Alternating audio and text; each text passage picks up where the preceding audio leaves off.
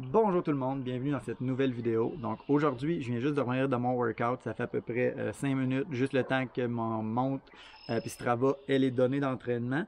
Puis dans le fond, le concept de la vidéo, c'est que je vous fais un recap à chaud de comment mon entraînement s'est passé. Mardi, on est la deuxième journée de la semaine. Hier, j'ai fait deux sorties, donc pour un total de 15 km. Là, j'ai fait 2 jogs dans ma journée. Puis aujourd'hui, c'était ma journée en intensité de la semaine. Donc, j'ai décidé d'y aller pour des intensités assez courtes, mais d'intensité assez élevée. Fait que dans le fond, je me suis trouvé une côte, un 400 mètres, là, un peu plus loin dans le rang, ici à Saint-Basile, pour faire des up and down. J'en ai fait 13, fait que c'était ça. Grosso modo des 400 mètres. En fait, je me suis trompé pour peut-être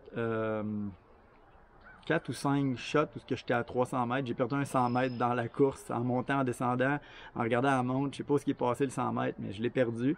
À un moment donné, je m'en suis rendu compte puis je suis revenu sur des 400 mètres. Fait que finalement, j'ai fait des 400 mètres, des 300 mètres, puis des 400 mètres. Aujourd'hui, en fait, aussi notre entraînement, on a réussi à le fitter les deux ensemble, mais elle avait un entraînement aussi, mais elle, c'était des plus longs intervalles. Donc, elle avait des 2 km à son pace 10 km. Fait que si je me trompe pas, elle en avait 3 ou 4, je suis pas sûr exactement.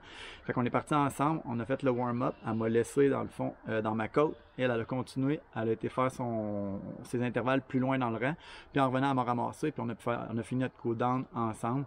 Fait que c'est vraiment cool comme entraînement. On a pu être les deux en même temps de le faire, mais faire chacun nos affaires.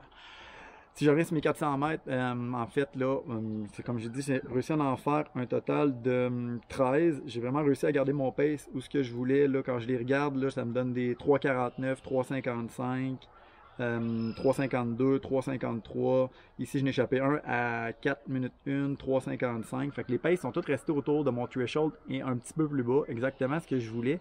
Parce que je trouvais que c'était dur de se pacer dans une côte. Là. Je sais pas comment vous le faites. Si vous avez des trucs, écrivez dans les commentaires en bas comment vous faites pour ajuster combien de secondes vous mettez de plus de moins qu'un vrai 400 mètres.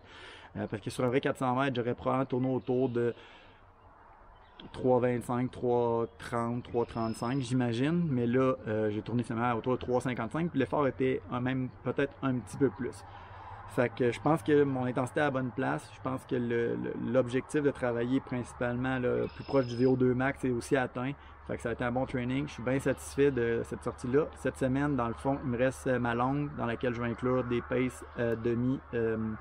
La semaine passée, j'en ai fait 9 km en tout. Fait que cette semaine, je vais essayer d'aller plus vers 11 km. En ajouter des plus longues aussi.